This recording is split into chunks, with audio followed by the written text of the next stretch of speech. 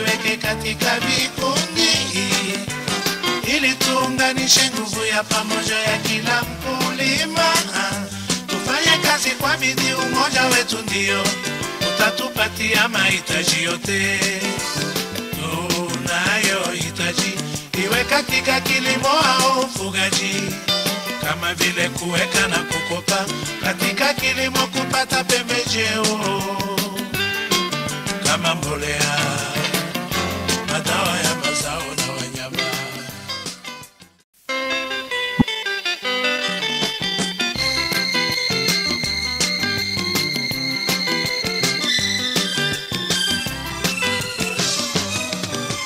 Ndugu wakulima, tuwe na umoja, tujiweke katika vikundi ili tuunganishe nguvu ya pamoja ya kila mkulima. Tufanye kazi kwa bidii, umoja wetu ndio utatupatia mahitaji yote tunayohitaji, iwe katika kilimo au ufugaji, kama vile kuweka na kukopa. Katika kilimo kupata pembejeo kama mbolea, madawa ya mazao na wanyama.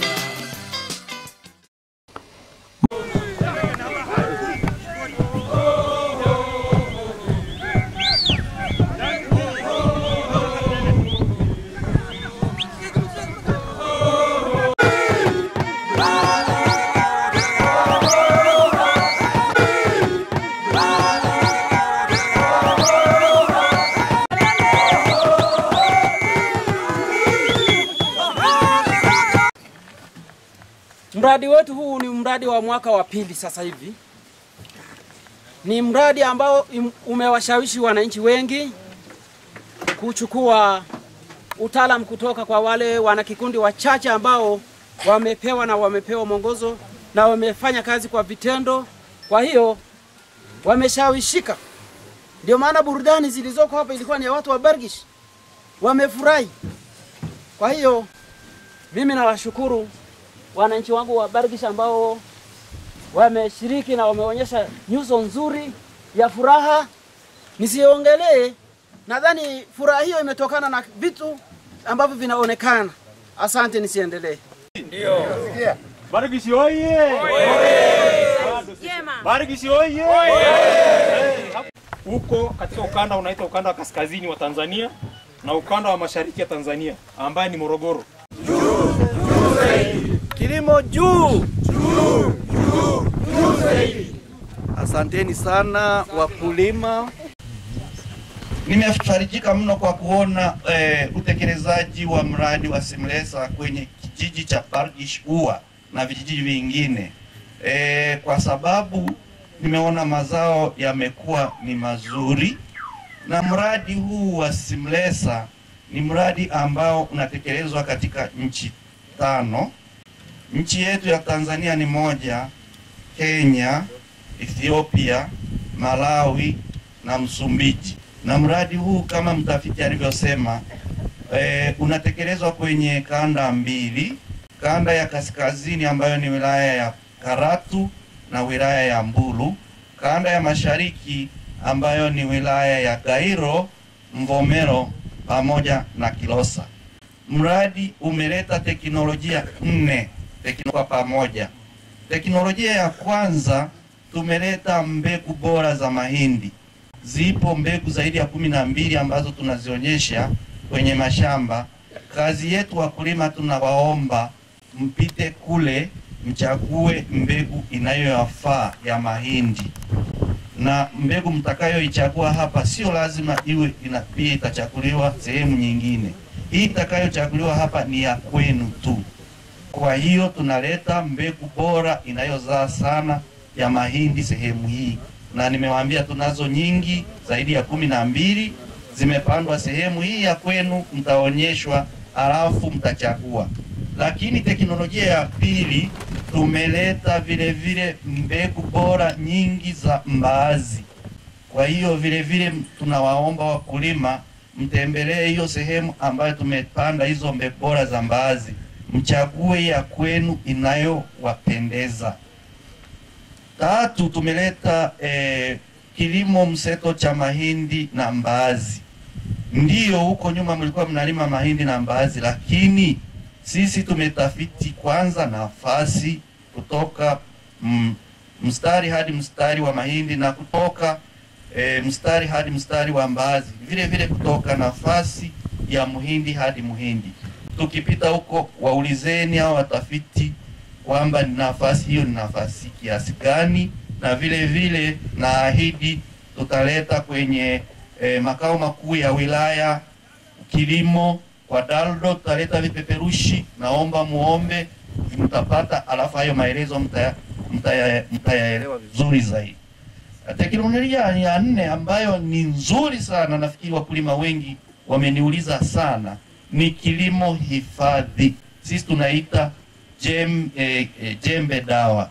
Badala ya kulima, iko dawa ambayo tunapiga, tunapanda mahindi, tunapanda pamoja na mbaazi, mahindi na mbaazi vinamea, lakini magugu yanakufa. Kwamba hakuna, tunatayarisha shamba kwa kutumia dawa, kupiga tu dawa na kupanda. Alafu teknolojia nyingine tunaita ni conventional, au ni teknolojia ambayo tumeizoea. Hii ni ile teknolojia ambayo mnalima kama zamani, lakini mnapanda kwa kutumia mbegu bora na kutumia mbolea. Teknolojia ya 3 kama alivyoeleza yule mkulima pale, ni kwamba ni jinsi mkulima anaofanya mwenyewe. Hii inakupa ulinganishi mzuri sana. Kwa hiyo basi, hiyo ni teknolojia, huo ni upande wa agronomia. Sasa upande wa uzalishaji wa mahindi, tunashirikiana na makampuni mbalimbali. Kuna kampuni ya Sate ambayo inazalisha hizi mbegu na kituo cha utafiti Sidiani. Sasa wameweka pia viproti vyao hapa, wanaonyesha mbegu mbalimbali bora za mahindi. Kwa hiyo pia mtakuwa na nafasi hiyo ya kutembelea na kuona. Pia ni muda mwafaka wa kuweza kusema mbegu hii naitaka. Ukisema mbegu hii naitaka, msimu ujao utaiona na utaikuta mashambani. Haitakuwa fake. Tunawaahidi ni kwamba ni mbegu kutoka kwa watafiti wenyewe. Unapanda. Faida yake moja hapo ni kwamba msimu mvua za siku hizi ziko ni chache na zinaonyesha kwa muda kidogo inakatika. Sasa ukisema ngojee dume ambalo huna mpaka ukakodisha kwa mtu, muda umeshapita. Tulikuwa kijiji hiki hapa chini hapa, sisi kinaitwa kijiji gani? Kuna mama mmoja ameacha shamba lake. Tukamuuliza mama kwa nini? Akasema sikupata dume na msimu kaisha. Tukampa sasa tukueleze teknolojia. Ungejua tu, ungepiga tu dawa ukapanda. Tayari unawahi ule muda unawahi na faida inakuwa kubwa kwa sababu ya gharama inakuwa ndogo. Sawa?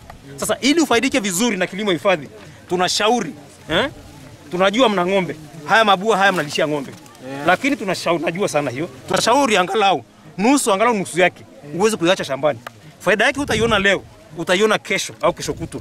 Kwa maana gani? Unapoacha masalia shambani, unajenga ile rutuba ya zamani. Maji yanakaa muda mrefu chini, alafu ile rutuba ya zamani inarudi. Baada ya miaka kama 5-6 hivi, utatumia tena hizi mbolea za kununua. Sasa ina mbolea yake ile ya asili. Kwa kila mwaka utakuwa unaacha masalia shambani. Sasa masalia yakikaa shambani, hata magugu yanakufa. Unaona? Kwa hiyo ndio faida moja hapo ya kilimo cha hifadhi. Kwa hiyo tunasisitiza sana kutumia hii miaka ya kwanza kutumia madawa kuua magugu, alafu kuacha angalau nusu ya masalia mashambani yakae tu yafunike shamba vizuri, ambayo faida yake utaiona baadaye. Kwa hiyo tofauti kati ya ile na hii hapa, kimazao haitatofautiana sana. Kitakacho tofautiana ni faida.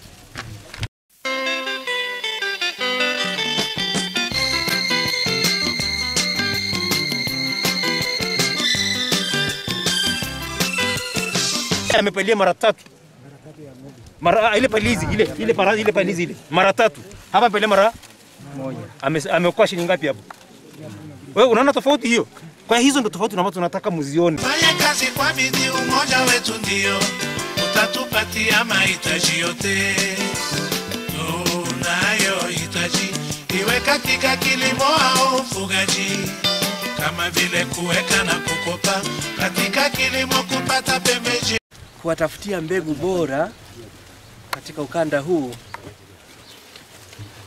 Hii project imeleta uwezekano wa sisi kujaribisha mbegu zetu. Ziko aina 6 za mbegu hapa, 3 zikiwa kutoka kwenye programu yetu ya Seliani na nyingine zimetoka katika sehemu mbalimbali. 2 zimetoka kwenye kampuni moja inaitwa Satek na moja imetoka kama ya Seliani inaitwa Uyole. Halafu kuna moja imetoka Sidiko ambayo huku huwa inalimwa mara nyingi. Sasa tumeiweka hapa kuifananisha na hizi ambazo tumezileta. Madhumuni makubwa ya kupanda hizi nani hapa ni kama nilivyoeleza kwamba tunazionyesha hapa kwamba mbegu tulizonazo ni hizi.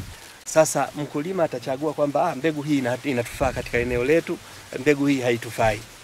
Sisi tutaendelea kuleta hizo mbegu kutokana na jinsi tunavyozitengeneza. Kwanza zinavumilia ukame, zinakomaa mapema, zinavumilia magonjwa. Kwa hiyo hizo zote ndio tunazileta hapa na wakulima waweze kuchagua wenyewe.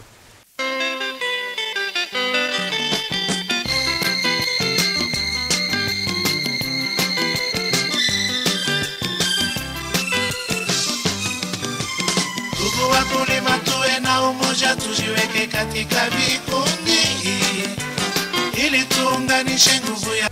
Katika shamba hili kuna aina 6 za mbaazi mpya bora. Mbaazi hizi zimeoteshwa hapa kwa madhumuni ya kuwa mzitathmini wenyewe baadaye ili tuweze kuchagua huko zile bora zaidi, kwa sababu ni bora lakini pia zinazidiana ubora. Kwa sasa hivi mnapita tu ploti kwa ploti, kishamba kwa kishamba, muangalie kwa makini. Kama kuna maswali mkirudi tunaulizana maswali. Karibuni sana. Mtaangalia uzao nyeupe kama maharage fulani kiasi hapo katikati. Cream. Ni sentimita 30 ambayo ni rula moja. Au futi moja. Okay. Mstari hadi mstari. Kwa hapa tulipopanda sasa hivi ni mita 1.2.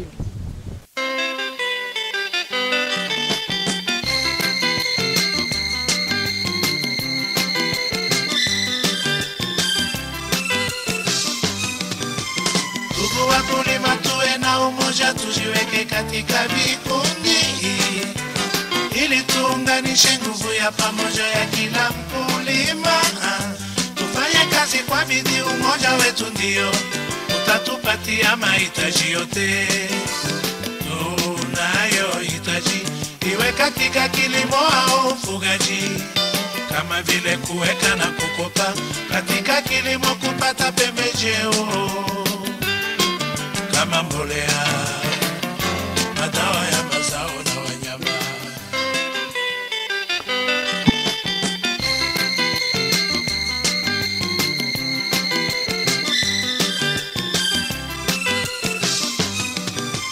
Ndugu wakulima, tuwe na umoja, tujiweke katika vikundi ili tuunganishe nguvu ya pamoja ya kila mkulima. Tufanye kazi kwa bidii, umoja wetu ndio utatupatia mahitaji yote tunayohitaji, iwe katika kilimo au ufugaji, kama vile kuweka na kukopa, katika kilimo kupata pembejeo na wanyama. Naambia kwamba wakulima wengine tuhamasike na mbegu bora hii inayoletwa na serikali. Vile kusema ule ukweli ni kwamba udongo mwingine mbegu haiwezekani kwa ajili ya mchanga mwingi, udongo ni tofauti. Kwa hiyo na washauri wakulima wafuate ushauri wa wataalamu wao wa kilimo. Wafuate ushauri wa wataalamu. Maana mtaalamu akikueleza basi utajua hapa nipande nini na nini, sio? Ndio. Kwa mfano hii mbegu, tofauti inayotafuta ni kwamba ni ardhi, mara pengine ardhi kama hii ya kwetu kwa mfano ni mchanganyiko. Kwa hiyo ni ushauri kwamba tuende na ardhi pia. Baada ya kuona huu mfano wa mbegu ya kwa mfano hii kitalu hii. Kwa hiyo tuendane na ardhi. Wewe unajipanga vipi sasa? Mimi leo mpaka nipate semina hapa, nikipata semina nzuri basi tutashauriana vizuri. Unawaambia nini wananchi wengine kuhusu matumizi ya mbegu bora? Mbegu bora. Kwamba watu wapande mbegu bora na pia watu wahamasishwe. Kilimo kiwe cha kisasa, kulima panda mapema na mbegu unayopanda iwe bora.